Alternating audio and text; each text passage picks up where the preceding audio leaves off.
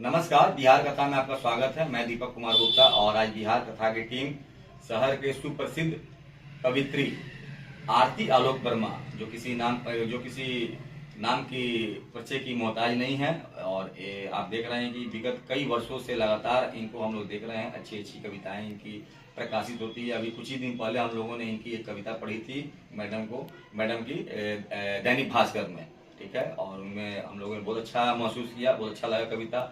और आपको बता दें कि मार्च महीने में इन्होंने स्वयं एक कवि सम्मेलन कराया भी था। वैसे तो देखा जाए तो ज्यादा यहाँ मुशायरा ही होता है और कोई स्कूल कॉलेज वाले ही करवाते हैं ज्यादा, लेकिन ऐसा आमतौर पर जल्दी कवि सम्मेलन का आयोजन कोई कराता नहीं। लेकिन लोकल होने के बावजूद भी इन्होंने, सीवान जिला के होने के बावजूद भी बाहर से कुछ कवित्रियों को बुलाई और इन्होंने यहाँ पर मार्च में एक कवि सम्मेलन का आयोजन किया और बहुत ही अच्छा उनको इसमें अनुभव रहा। तो सबसे पहले हम इसी बात पर बात कर लेते हैं कि जो उन्होंने मार्च महीने में 2024 में कवि सम्मेलन का आयोजन किया गया, उसका मेन पर्पस क्या था, क्या उसका उद्देश्य था? सबसे पहले तो बिहार कथा की टीम का स्वागत है जी। आप लोग भी बहुत अच्छा काम कर रहे हैं और आपका पहला क्वेश्चन ही अपने आप में नायाब है। इस तरह के प्रश्न कम ही आते हैं। कुछ विशेष ये नहीं था, मैं किसी कार्यवश से और काव्य पाठ करने पुस्तक मेला में गई थी पटना में जी, दिसंबर में। वो लगता है, ऐसा लगता है। हाँ, तो वहाँ मुझे एक अवसर मिला।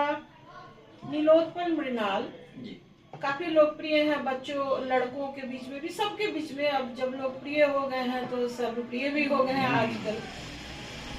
तो उनका काव्य पाठ मैंने वहाँ पर मंचों पर साथ में मैंने भी पढ़ा था, मैंने सुना था, तो मुझे बहुत ही अच्छा लगा और बहुत अच्छा लगा। उसके बाद मेरे मन में एक इच्छा हुई और आए दिन में इधर मुशायरे बहुत होते हैं। उसके तुरंत पहले बहुत बड़ा मुशायरा हुआ था जी। तो मैंने अपनी तरफ से एक तरह से कहिए कि एक इंतज़ा थी या जो भी थी, मैंने कहा था कि मुझे वहाँ कुछ कहना है या जो भी एक कवित्री को। तो मैं मंचों का गणित उतना पहले समझती नहीं थी जी। जब वहाँ मेरी बात उस तरह से नहीं रही जिस तरह से मेरी उम्मीदें थी और मैंने देखा कि एक से एक कवि है और बहुत सारी चीजें प्रस्तुत कर रहे हैं बहुत अच्छा, तो यह कवि सम्मेलन उस हिसाब से नहीं हो रहा है जी जी। दूसरी बात है, अखबार वाले भी कराते हैं तो उनकी भी एक मजबूरी होती है, वो पूरी टीम बन के आती है पूरे बिहार में या पूरे भारत में जहाँ भी कराया, जो भी अखबार कराते हैं, तो चयन करने की सुविधा उनको भी नहीं मिलती जी जी।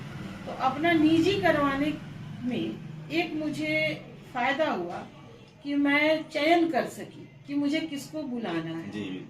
दूसरा हुआ कि मैंने यहाँ स्थानीय और बाहर वाले की जो यहाँ पे रूप रेखा खींच दी जाती है कि बड़ा मुशायरा कुछ बड़ा स्थानीय लोग नहीं पढ़ेंगे, तो मैंने उसको तोड़ा है कि हमारे स्थानीय लोग भी थे।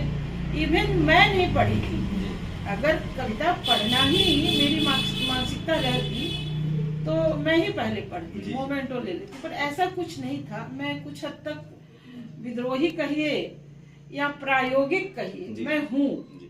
तो मैंने कहा जितनी देर में मैं ये कह रही हूँ, आखिर ये संयोजन कोई पुरुष वर्ग ही करते तो है ना, तो मैं कोशिश करती हूँ और मैंने कोशिश की और धन्यवाद सिवान का और कुछ अन्य लोगों का। सोसाइटी हेल्पर ग्रुप की एक टीम है जी, अनमोल कुमार जिसको संचालित करते हैं।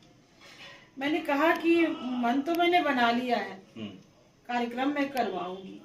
हाँ, फिजिकली मैं उतनी भाग दौड़ नहीं कर पाऊंगी जितने यंगर्स करते हैं। तो बोले कि मैडम हम हर कदम पर आप लोगों के साथ हैं, आप जो कराना चाहिए और जैसे कराना चाह रही हैं वैसा ही होगा हम लोग साथ। तो हमने कराया और अनुभव बहुत ही अच्छा रहा। अब इच्छा है कि कभी कवित्री सम्मेलन कराऊं, कभी कवि सम्मेलन कराऊं। इससे अन्य लोगों को भी मौका मिल रहा है, प्लेटफॉर्म मिल रहा है। और जैसे कि कुमार विश्वास जी जी एक बड़ा नाम है जी जी, तो उन्होंने कविता को, पोइट्री को, चाहे जिस तरह से, मान लीजिए एक पंक्तियां कहीं पढ़ी थी मैंने कि जंगल में फूल भी हंसते हैं, गमले में सजते, ऐसे करके बुके के तौर पे जो पोइट्री को ब्रांडिंग करके जो उन्होंने प्रस्तुत किया है, तो रोजी रोटी भी बन गई है लोगों के लिए।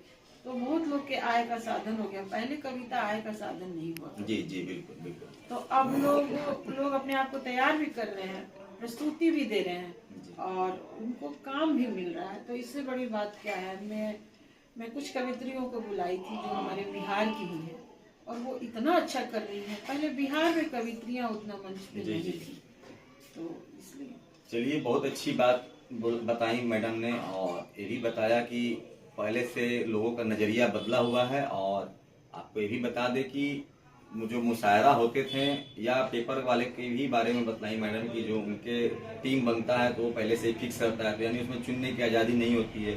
जो टीम बन गया वही आएंगे और यहाँ पर कवि सम्मेलन करेंगे शाम 7 बजे से लेकर 10-11 जो भी होता है। तो वो टीम में भी इनको उतना पसंदीदा या चुनिंदा नहीं मिल पाते थे कि हमको इसी कवित्री का सुनना है। और एक चीज और देख रहे हैं कि आप पहले जो कविताएं होती थी, काव्य पाठ होता था कवि द्वारा, कवित्रियों द्वारा, हम लोग भी सुनते थे। लेकिन हम लोग को याद होगा कि 2004 से लेकर 10, 15, ये 18, 20 तक का भी हम लोग का दौर याद है कि इतने लोग एक्साइटेड नहीं रहते थे। यानी कहीं ना कहीं लोगों का नजरिया बदला है और कहा जाता है कि जब नजरिया बदले तो बहुत कुछ चल सकता है। हम लोगों ने एक किताब पढ़ा था you can win Shiv Khera का, उन्होंने पेज नंबर 2 पर यह बात लिखा कि 21वीं सदी में सबसे बड़ा कोई आविष्कार अब तक का हुआ है तो वो है कि इंसान अपना नजरिया बदल के जो चाहे वो दुनिया में कर सकता है। तो यहाँ देखा जाए तो नजरिया बदला हुआ है और कहीं ना कहीं हम लोग अभी कवित्री को भी सम्मान दे रहे हैं, कवि को भी दे रहे हैं, खासकर यूथ वर्ग, इसमें लड़के हैं, लड़कियां हैं, कॉलेज की हैं या जो भी यूनिवर्सिटी के बच्चे बच्चियां हैं। आप देखिए तो कवि सम्मेलन में सबसे ज्यादा संख्या युवाओं की हो रही है, यानी कहीं ना कहीं वो इसमें इंटरेस्टेड हैं। ये बहुत बड़ी बात है। ये फेसबुक और व्हाट्सएप के जैसे जमाने में अगर किसी कवि सम्मेलन में आप 2 घंटा 3 घंटा काव्य पाठ को